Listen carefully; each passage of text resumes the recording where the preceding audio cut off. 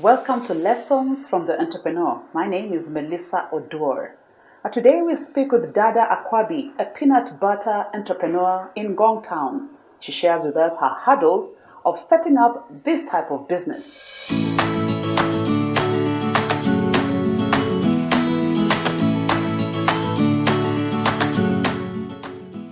My name is Dadah Wakwabi Selina. I am an entrepreneur. I run a factory. In my factory is called Ak Peanuts. Ak Peanuts processes nuts and oil seeds. So we have products from peanuts, from cashew nuts, we have almonds, hazelnuts, we have coconuts, and we have oil seeds like sesame seeds and baobab seeds. So we process these nuts into their roasted forms, their buttered and floured forms. So we have peanut butter, we have peanut flour, we have cashew butter, we have roasted cashews, we have sim-sim brittles, we have roasted sim-sim, salted and unsalted.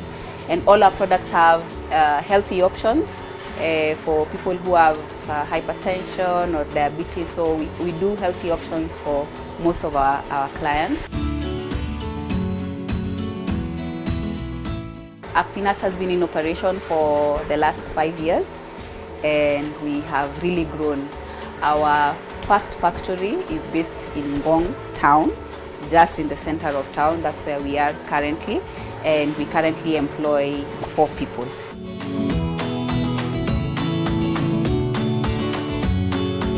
This is our roaster. Our roaster is a 30 kilogram capacity.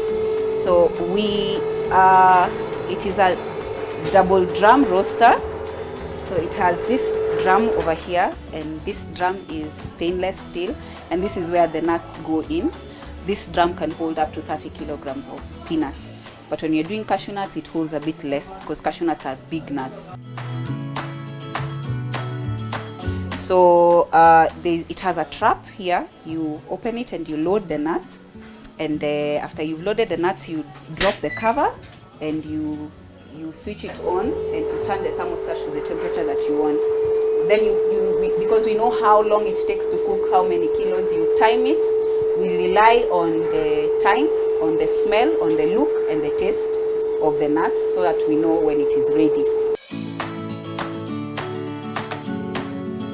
So after this process is done, we use this machine here. This is our decorticator, our peeler. We put the nuts through this machine when we want to peel them. For example, when we are making peanut butter, especially when we are making peanut butter. So we put the cooled roasted nuts inside this funnel here, and it comes out this exit when they are already peeled. And when they come out, we collect them in our food grade plastic bags, like this one, that can be tied up to be airtight to preserve the flavor of the nuts. So after we have collected the nuts here, we usually use our uteos and we pick the nuts that are good and we throw away all the nuts that are bad. When the nuts go through this machine, it knocks off the hearts of the peanuts, and these hearts can make peanut butter very bitter. So the machine knocks them off so that the peanut butter that we make is very, very sweet, and we leave only the good nuts so that we can continue the processing for the peanut butter. After we have peeled the nuts and sorted them, once again, this is usually the third sorting of the nuts, we just run it through the peanut butter machine. We just switch it on and leave it to run for a few seconds. And then, as you can see, we are just putting the nuts in. There are no additives whatsoever. You just put in the nuts and they come out as peanut butter. Very, very smooth. It flows like a river and it stays smooth for 6 months. It stays valued for 6 months and it's smooth to the bottom.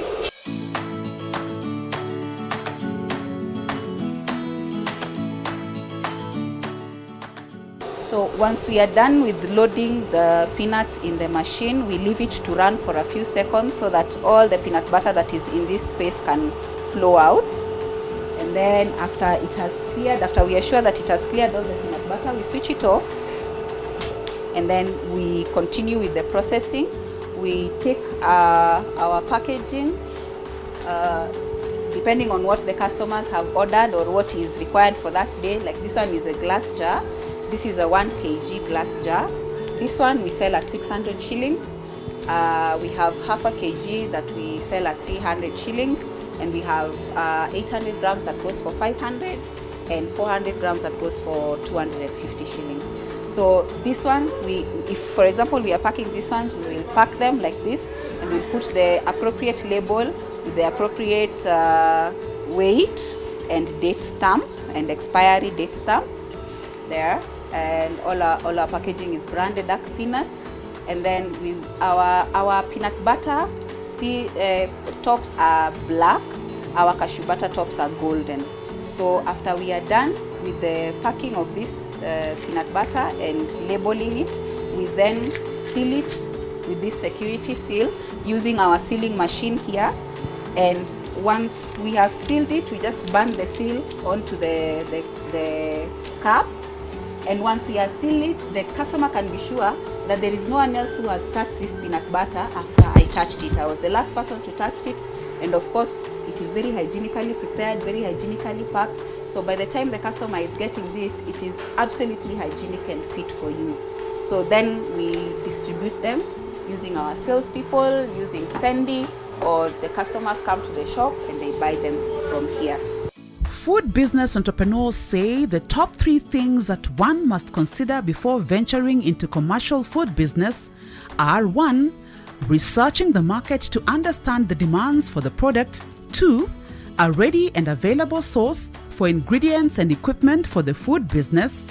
And 3. An available market for your food products.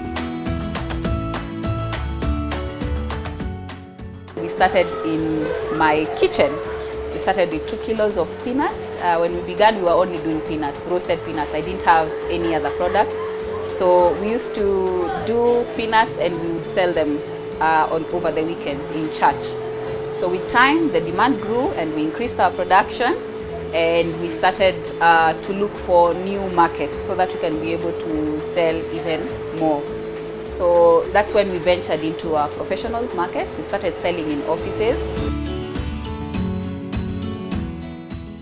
We ventured into other places. We went to Westlands, we are now in Bagadi, we are in Karen, and of course we are in Gong. And with time, we got to a place where we could not continue production from the kitchen. So we started outsourcing the processing services.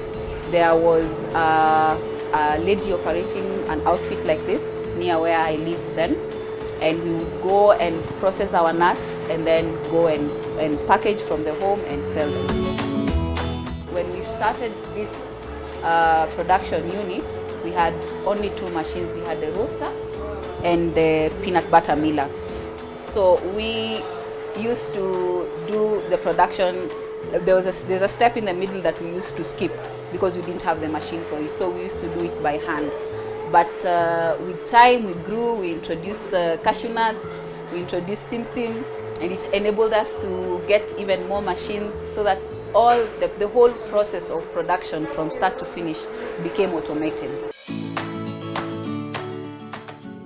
Because we are in manufacturing, we're in production, there are many machinery challenges. For example, if you use machines, there is always the challenge of wear and tear. So a machine breaks down, the engineer is all the way in Jogoo Road or in industrial area, you have to stop production for a day or 3 days sometimes so that the machine can get fixed. In the recent past, the biggest challenge has been the fluctuating prices of cereals. That has really affected our margins and our whole calculation of revenues and sales and expenses.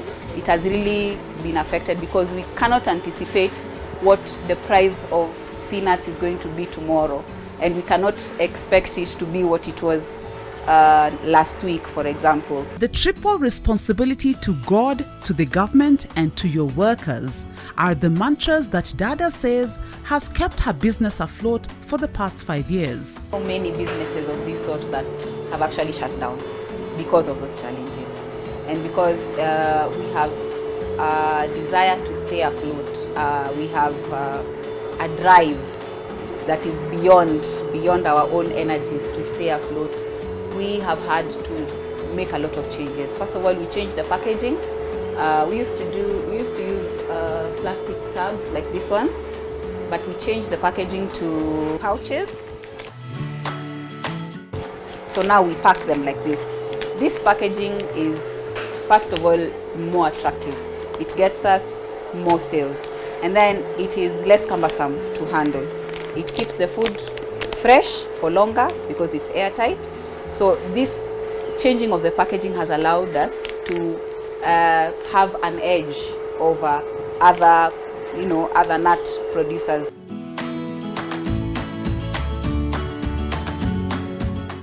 As long as I am right with God, I am right with the government, and I'm right with my staff, my business will stay afloat. My staff will make sure that the customers are happy because they are happy. God will bring the customers, He will rebuke the devourer on my behalf. The government, when they come here, I have no need to worry. I don't run around closing my door, looking for a way to go and tell them, please open. I don't do those things. My documents, all of them are in order, and they are in order on time. So as long as those 3 people are sorted, then your business will flourish.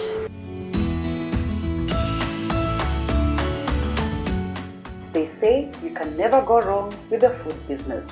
That has been Dadah Wakwabi's journey into setting up the peanut butter business. Next time you see peanut butter on your table or in the kitchen, remember entrepreneurs like Dadah who have had to undergo various challenges to ensure a constant supply of this precious commodity. Until next time, my name is Melissa Odor. This is Lessons from the Entrepreneur.